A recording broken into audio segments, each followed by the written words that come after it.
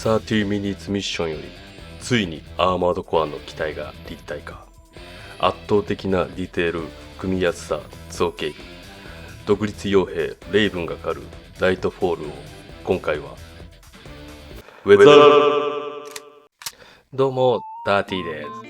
今回は30 minutes ミッションアーマードコアよりナイトフォールをウェザリング全部載せで制作していきます。僕はアーマードコアのゲームは4しかやったことないのですが、このナイトフォールに一目惚れしてしまい、発売日に並んでゲットしてきました。パイルバンカーや肩のグレーネルキャノンにこのメカメカしいフォルムはまさに男のロマンを感じますよね。では早速一緒に作っていきましょう。フェーズ1仮組み。まずはゲートを少し残してカット。型番ニッパーできれいに二度切りしていきます。あとは説明書通りに組み立てていきます。見てください、このディテール。パチ組みだけでもめちゃくちゃかっこいい。で、あっという間に仮組み完成です。もう今回これで終了でもいいぐらいの出来ですけど、がっつり汚していきましょう。フェーズ2墨入れ。まずはタミヤさんの墨入れ塗料ブラックで墨入れしていきます。細かいモールドがたくさんあるので塗り忘れがないようにしっかりと墨入れしましょう。で、今回墨入れしているのはライトブラウン以外のパーツになります。これらが墨入れしたパーツです。でははみ出した箇所をエナメル溶剤、綿棒をフィニッシュマスターで拭き上げていきます。大きいパーツは綿棒で、こういう小さいパーツは綿棒だと綿が入ってモールドの墨も吹き上げてしまうことがあるので、フィニッシュマスターがおすすめです。そして吹き上げ完了です。右が墨入れしたパーツ、真ん中が墨入れするモールドがなかったパーツ、左がライトブラウンのパーツに分けています。で、ここでマスキングゾルを使って関節や接続軸を保護していきます。今回の制作ではトップコートを複数回拭くので、関節部分など塗膜で太くならないようにしてクリアランスの維持のためマスキングゾルを塗っておきます。分厚く塗ってる方が取るときにちぎれずに楽です。で、マスキングゾルが固まれば艶消しクリアを全パーツに拭いておきます。フェーズ3フィルタリング。では艶消しを拭いたライトブラウンのパーツにフィルタリングをしていきます。使うのは墨入れ塗料のブラックとブラウンです。大体ですがブラックが1のブラウンが2ぐらいの対比で混ぜています。ここにさらに少しエナメル溶剤を入れてよりシャバシャバにします。こんな感じの色味で隠蔽力はなく半透明です。これをパーツ全体に塗ってフィルターをかけたようにしていきます。エナメル塗料なのでほぼ1パーツずつに分解して割れないようにしています。そして注意点なんですが、できるだけ液だまりがないように塗っていきます。塗料が多い箇所は筆で吸ってペーパーで拭いてを繰り返していきます。こちらフィルタリング後です。全体的にうっすら色味が変わって墨入れにもなっています。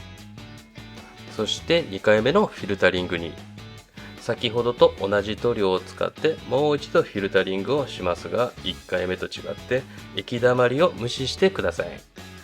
塗料ののりがランダムになるので、それを利用して濃淡をつけていきます。こんな感じの塗りムラで OK です。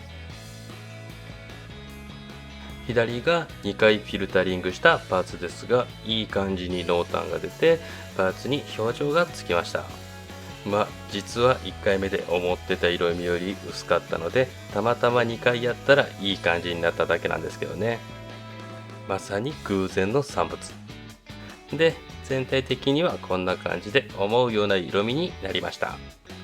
塗料が乾けばまた艶消しのトップコートを拭いておきます。フェーズ4ドライブラシ。まずランナーの色ごとにパーツを分けています。赤は含まないのでこちらの5色に分かれます。まずこれらの武器類のパーツからエナメル塗料のニュートラルグレーとホワイトで調色して一段明るいライトグレーでドライブラシしていきます。筆に塗料をつけてペーパーに塗料がつかなくなるぐらいまで拭き取ります。その筆でパーツ全体にドライブラシしていきます。筆先にパーツが当たるようにしてひたすらパタパタします。ワンパーツずつひたすらドライブラシするとめちゃくちゃ時間がかかるので腱鞘炎に注意です。こんな感じにパーツのエッジ部分が一段明るくなるので細かいディテールが強調することができます。比較すると一目瞭然でパーツ全体のシルエットがはっきりしています。この距離でもしっかりと細かいディテールが見て取れるようになりました。次はこのダークグリーン色のパーツをブラック、ホワイト、ブラウンでこんな感じの色に調色して同じくドライブラシ。こんな感じの仕上がりです。小さいパーツは割り箸に両面テープでくっつけて優しくドライブラシしました。次はこのグレーのパーツ、ランナーでいう A2 です。これをダークグレーとホワイトを調色した色でドライブラシ。こういう奥まったモールドにもしっかりと作業しておきましょう。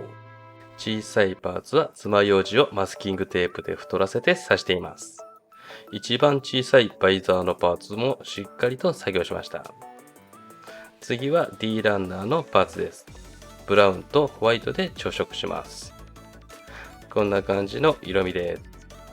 左側が作業後ですが、錆びた雰囲気が出ていい仕上がりです。こちらアンクルガードですが、鈍角の甘いエッジ部分にも艶消しを吹いているとしっかり塗料が乗ります。フィルタリングしたパーツ以外を全てドライブラシしました。ここで艶消しのトップコートで状態をセーブしておきます。フェーズ5スポンジチッピング。ではここからはパーツを組んで作業していきます。もうすでにいい雰囲気が出てますよね。では水性塗料の焼き鉄色を使ってチッピングをつけていきます。蓋裏の塗料をスポンジにつけ、ペーパーで塗料を調節してパーツのエッジ部分にスポンジを押し当てて塗料をのせていきます。パーツを組んだ状態で作業する方がバランスが取りやすいし、ここは擦れるよなとかイメージがしやすいですね。もし塗料がつきすぎた場合はマジックリンを綿棒につけて拭き上げれば OK です。足回りのパーツはがっつりチッピングをしていきます。武器類も少しチッピングして金属感を出しておきます。結局これぐらいにばらして作業しました。全体的にしっかりと作業して線状の激しさが伝わるように荒々しくチッピングしました。パーツのエッジ部分とくくってしまうとほとんどがエッジで悩んでしまいますが、想像と妄想で作業すればそれらしくなります。多分とか無責任なことを言ってますが、楽しんで作業することが一番大事ということです。フェイズ6グラデーションではリアルタッチマーカーのブラウン1とウェザリングマスター D セットを使ってグラデーションをかけていきます。チッピングした箇所にマーカーでランダムに点を打っていきます。そこを指で優しく撫でてぼかします。あまり強く撫でると指で全て拭き上げてしまうので優しく撫でます。エッジ部分ならパーツの輪郭に沿ってぼかし、広い面なら全体にぼかしていきます。その後ウェザリングマスターのオイルを使ってくすみをつけていきます。チッピングした箇所もですが、このフィルタリングしたブラウンのパーツはドライブラシしてないのでエッジ部分に陰影をつけていきます。ウェザリングマスターの塗った境目をぼかすためにメラミンスポンジで軽くこすっていきます。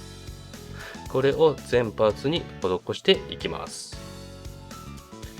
あとはこういう段差のあるところにはマーカーでラインを引いて綿棒で軽くこすってメラミンスポンジでぼかすとしっかり奥まった影が表現できます。で、こちら作業後です。武器類にも同じ作業をしてより使用感が増しました。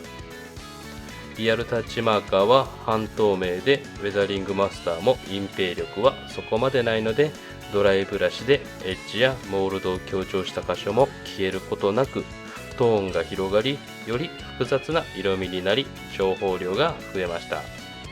そしてまたここでトップコートを拭いておきます。フェイズ7ドライブラシでは、チタンシルバーを使ってドライブラシをしていきます。手順は先ほどと同じです。そしてドライブラシしていくのですが、シルバーは一番新しくできた傷の表現なので、全体的に少しだけにしておきます。足だけは確実に新しい傷がつくので強めにしています。僕はハードのドライブラシ用の筆を使っているので、強めにこすって引っかき傷のようにここで表現しています。こんな感じです。あとはポイントを絞ってかっこよくなりそうなところだけにシルバーをのせていきます。こんな感じに控えめに。ポイントとしてはやっぱり黒系のパーツや関節部分にのせておくとバランスよく映えるシルバーになります。フェイズ8ピンウォッシュでは、赤サリを使って少しだけアクセントを加えていきます。塗料を墨入れする時ぐらいのシャバシャバ加減に薄めていきます。それを下半身のパーツの一部分のモールドにピンウォッシュしてサビ感を足していきます。こんな感じでじんわりとにじんで色味にアクセントをつけていきます。膝のパーツのモールドにも少しだけつけておきます。あとボディパーツなんですが、ここは錆びてた方が気持ちいいので、ぜひやってほしいポイントですね。気持ちいいで伝わるのかな。でもいい感じですよね。こんな感じで感覚で作業しています。ファイナルフェイズ組み立て。最後にシタデルカラーのブラッドフォーザブラッドコードを使って赤のポイントを塗っていきます。本来は血の表現で使う色なんですが、全体をがっつり汚しているので、黒っぽいくすんだ赤色が似合うんじゃないかなと思ってこのカラーにしました。センサー部分にすす汚れが混じって光ってるようでいい仕上がりです。あとはサクッと組んで頭をつけて、では完成です。どうぞ。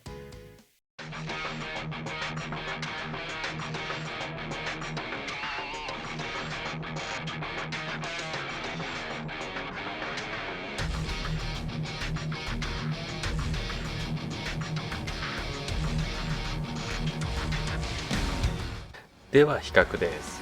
このキットの最大の持ち味であるハイディテールを生かすためにワンパーツずつ丁寧にドライブラシしたり、グラデーションで陰影をつけたりしてディテールを際立たせました。装甲の表面にもウェザリングでかなり複雑な色味の幅を持たせてスケール感を出し、重厚な仕上がりになったと思います。ではアップです。